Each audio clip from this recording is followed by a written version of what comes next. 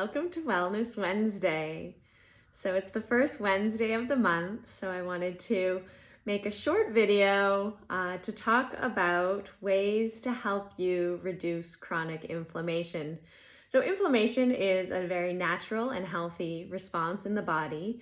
It's how we recover from injury or stress problems in our body. Our immune system will create inflammation to help make sure that bacteria or the areas get protected and a lot of blood circulation to the area.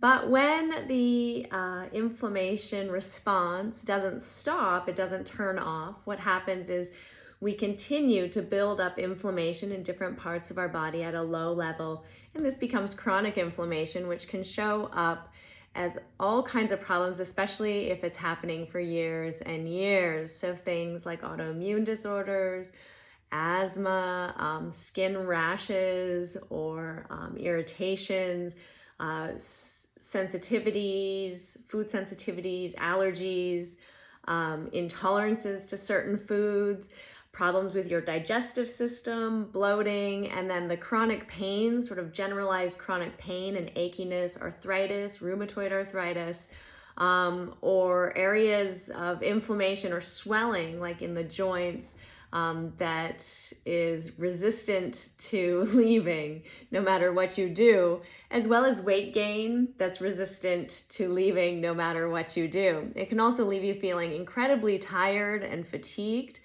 as well as leading to some emotional consequences like depression or anxiety, things that maybe you don't usually feel or have never felt before. You start to have some feelings of like very low energy, very depressed, or feeling quite anxious about things. So these are some signs that maybe your inflammation response is going haywire. And of course, increased stress increases our inflammation in the body. And so we need to find ways to decrease stress. And of course, yoga is always recommended for decreasing stress, and it can be very helpful. Unless you're in a very high place of inflammation and fatigue, and in which case maybe the Ashtanga practice, which is very dynamic and requires a lot of energy, might actually for some people be acting as a stressor on a system that's already stressed out. So in that case, it wouldn't help reduce the inflammation. It would be better to do something else, some kind of walking or gentle stretching, something that's a little bit more restorative to help your parasympathetic nervous system get stronger so that it can help to combat your stress response. I'm going to talk a lot more about different ways to help bring your practice back on track, especially if you've been feeling lately a little run down, a little lack of energy. Maybe you've been feeling these symptoms of chronic inflammation in your body, or feeling a heaviness in your life, in your mind. And maybe the practice hasn't been nourishing you the way that it used to. And so if this is the case for you, I would love for you to join me on Sunday with the Miami Life Center.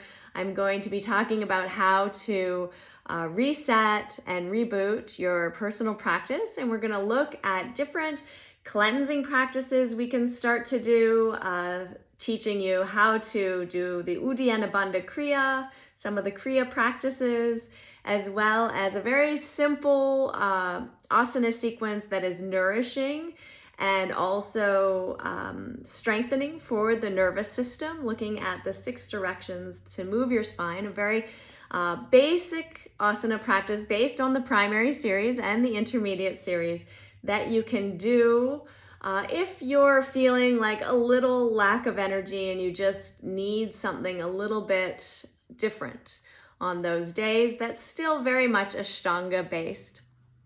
And then also we will look at some ways and techniques to reduce inflammation, mainly Eating a diet that is anti-inflammation, some of the foods that maybe you're sensitive to or that could cause an inflammatory response in the body, which foods to eat, which to avoid. Also hydration, that's a key factor. Please drink more water.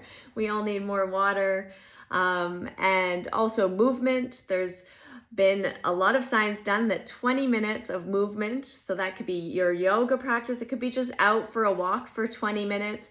Any kind of movement, 20 minutes a day, really helps to combat inflammation. And as well as connections, so making social connections and play, having fun. So making time to relieve stress through our relationships and our connections to people, and having fun in our days and in those relationships and connections.